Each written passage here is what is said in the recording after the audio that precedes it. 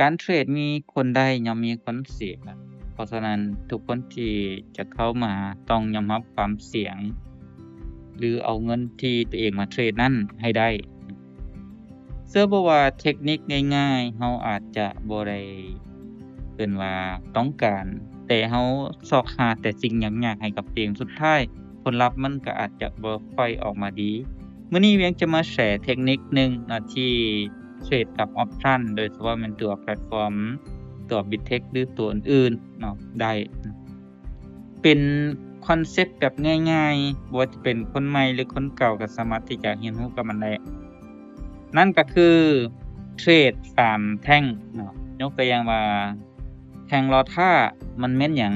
ประมาณ3วิหรือ2วิเราก็เข้าออร์เดอร์นั้นอย่างเช่นว่าในตลาดตัวนี้ตัว BNB BNB เราจะเห็นว่ามันจะมีการแล่นจริงๆสวยงามเด้ตลาดนี้แบบนี้นี่เทรดได้ดียกตัวอย่างตัวนี้เป็นแท่งรอท่ารอท่านี่มันเป็นแท่งเซลล์แม่นบ่ประมาณ3วิเราก็จะเข้าเซลล์ย้ำว่ามันต้องปิดแท่งเซลล์เราเข้าเซลล์แดงนั่นแหละคือเซลล์บ่ถ้ามันวินแท่งต่อไปมันเป็นแท่งรอท่าประมาณ3วิมันยังเป็นแท่งเซลล์เราก็เข้าเซลล์แต่ถ้ามันเป็นแท่งซื้อเราก็เข้าซื้อแบบนี้ข้อดีก็คือว่าเวลามันเป็นตลาดปิดงามๆจังซี่นี่เราจะเข้าได้ทุกไม้แล้วผลลัพธ์มันค่อนข้างว่าจะดีบ่ว่าจะไปเทรดForex ก็ได้เทรดฟิวเจอร์ก็ได้เทรดสปอตก็ได้แม้กระทั่งเทรดออปชันแพลตฟอร์มอื่นก็ได้คือกันเบิดเรียนเทื่อเดียวตอบโจทย์เบิดทีนี้เราจะเห็นว่าตลาดตอนนี้นี่อยู่ในภาวะเรียกว่าดันลงมาแล้วถ้าเราใช้เทคนิคนี้นี่แท่งนี้เป็นแท่งรอท่าเป็นแท่งเขียวแม่นบ่ประมาณ3 มา2วิเพื่อบ่ให้มีการเปลี่ยนแปลงเราก็กด buy เป็นหยังคือ buy ก็คือที่เราเว้าไปเมื่อกี้แหละว่าเราเบิ่งแต่ผลลัพธ์เราเบิ่งแต่แท่งรอท่าเราจะเบิ่งแต่แท่งรอท่านี้เป็นโจทย์โจทย์ให้แก่เรา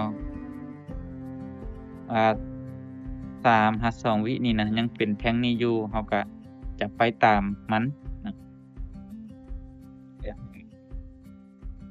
ก็ตอนนี้นี่รอ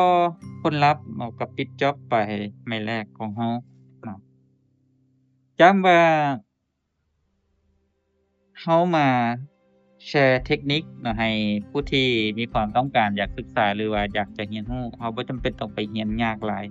ถ้าหากว่าเราไปเรียนยากหรือว่าคนส่วนใหญ่ 80% เรียนยากแล้วผลลัพธ์บ่ดีหรือว่าสุดท้ายก็ผิดพลาดจากตัวเองไลฟ์สไตล์การเทรดของเราหรือเราจะหาเทคนิคใดก็ตามแต่สุดท้ายก็ต้องจัดการอารมณ์ตัวเองให้ได้ซื้อบริหารเงินของตัวเองให้ได้เมื่อมันเป็นแท่งรอท่าเมื่อกี้เป็นแท่งซื้อก็แน่นอนก็บ่ได้มีหยังที่เราจะไปเปลี่ยนแปลงแท่งรอท่ามันเป็นซื้อ3วิก็ยังเป็นซื้ออยู่ปิดจ็อบซื้อเฮากับ buy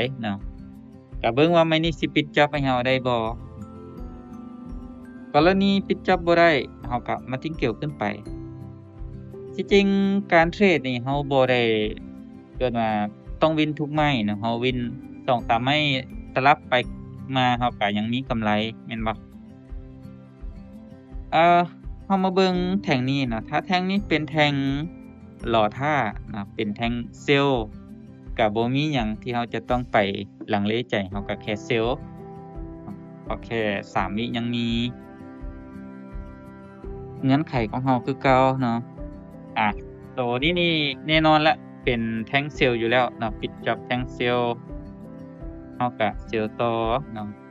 แน่นอนแท่งมันก็ต้องมีการดีดขึ้นดีดลงเป็นเรื่องปกติแต่สำคัญก็คือผลลัพธ์ว่า1วิสุดท้ายมันปิดจ็อบอีหยังตัวนั้นคือหัวใจสำคัญตอนนี้นี่ลงมาตามเงื่อนไขย้ำว่าถ้าหากว่าตลาดแบบนี้นี่จะ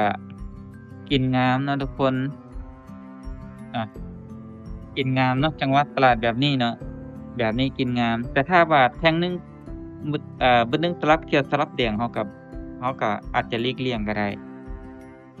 นี่คือเทคนิคที่2ที่เราได้เว้าไปหวังว่ามันจะช่วยให้เรานี่ได้ฝึกแล้วก็ได้ใช้งานกับตลาด สิ่งที่เราได้จากมันก็คือการสังเกตและการประยุกต์ใช้กับสิ่งที่เรากำลังเฮ็ดหรือว่ากำลังเทรดอย่าเหี้ยนยากเกินไป